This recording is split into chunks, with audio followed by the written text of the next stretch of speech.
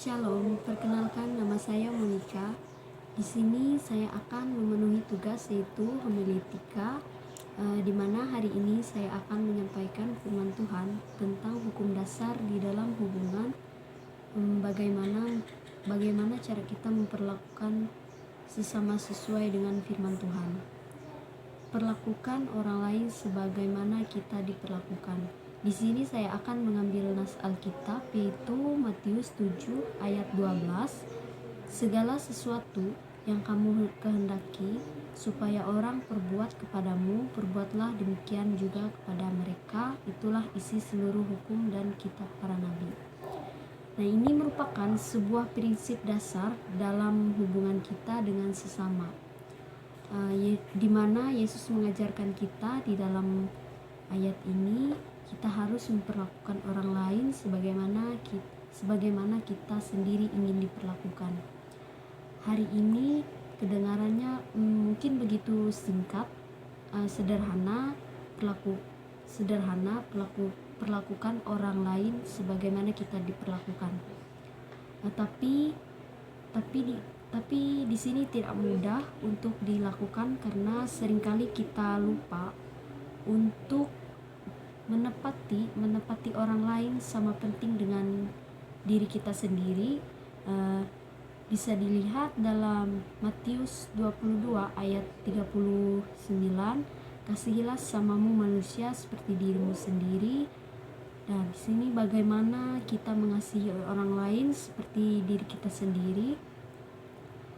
Ukuran dalam memperlakukan orang lain atau bagaimana kita memberi pada orang lain, ukuran adalah apa yang kita mau untuk diri kita sendiri. Jadi kalau kita saja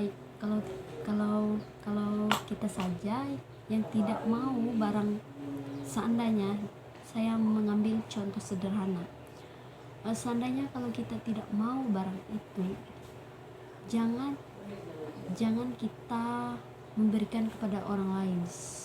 Kalau barang itu tidak bagus, jadi kita jangan memberikan kepada orang lain.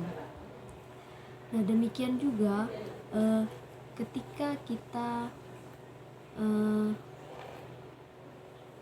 memberikan makanan yang basi, nah demikian jangan juga kita berikan kepada orang lain.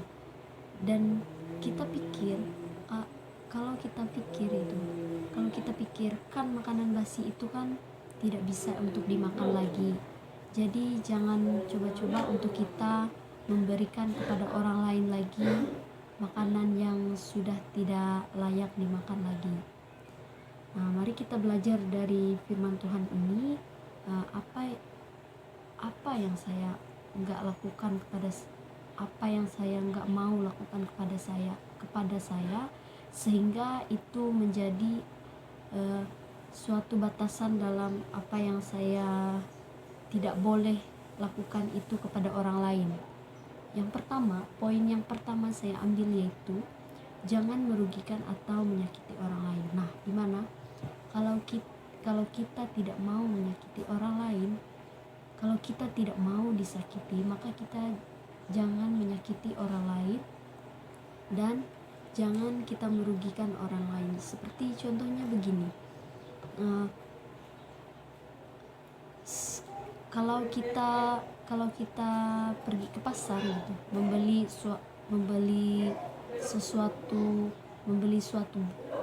sesuatu yaitu dengan membeli makanan, contohnya seperti makanan buah gitu. Nah, dimana kita memilih apa yang bagus dan layak kita ambil untuk kita makan. Ketika kita menjatuhkan makanan itu tersebut, ketika kita menjatuhkan buah jeruk, pasti di pikiran kita pasti kita lakukan, kita taruh lagi ke tempatnya, lalu kita merugikan orang lain dan kita ambil yang baru lagi. itu yang bisa itu dimana perlakuan itu adalah adalah kita merugikan orang lain, dan kita pikir kita tidak mau dirugikan begitu. Dan demikian, kalau kita tidak ingin disakiti juga, terlebihnya lagi jangan kita sakiti orang lain dengan sebuah perkataan kita yang menyakiti, dengan tutur kata kita yang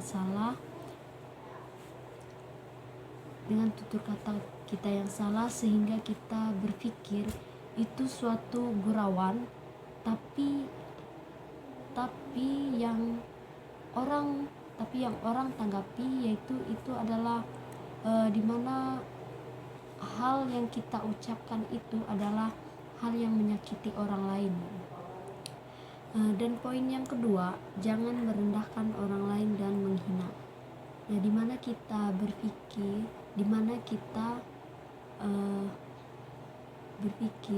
jangan kita melakukan dan merendahkan orang lain.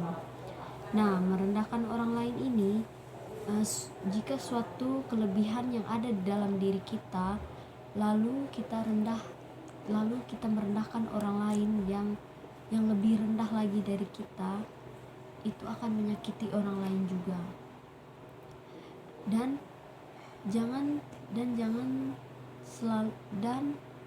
ketika orang mempunyai suatu kekurangan, jadi kita jangan menghina kekurangan orang lain, karena itu akan menyakiti orang lain. Karena saya pernah bagaimana rasanya saya disakiti dengan ucapan teman, dimana saya merasakan sakit dengan ucapan teman tersebut.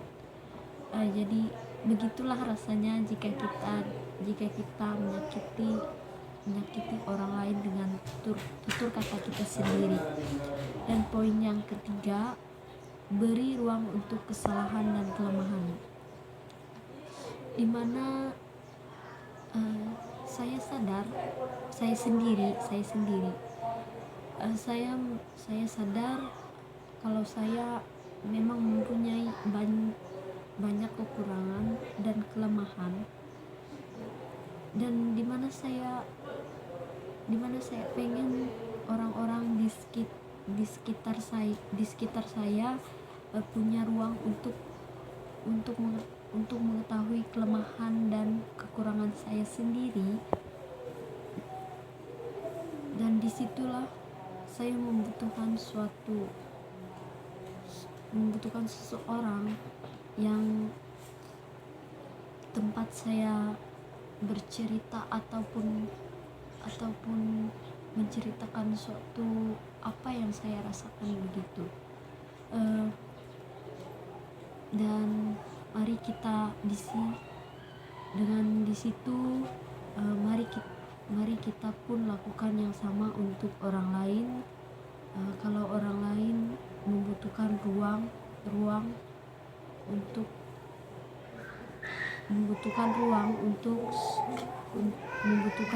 juga. Kalau kita dihakimi, mari kita pun lakukan yang sama untuk orang lain. Kalau kita dihakimi, ayo gitu, jangan kita hakimi orang lain seperti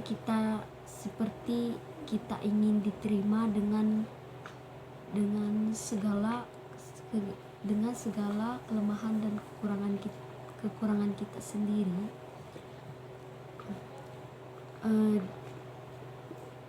Dan mari kita terima kelebihan dan kekurangan orang lain juga, seperti orang menerima kelebihan dan kekurangan kita juga. Seperti dalam Saya mengambil contohnya seperti dalam sebuah pertemanan, di mana dalam sebuah pertemanan itu saya pernah merasakan di mana saya merasa saya pernah dihindari oleh seorang teman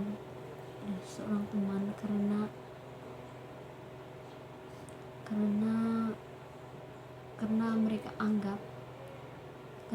anggap kalau saya tidak ada gunanya lagi begitu baik untuk pertemanan mereka.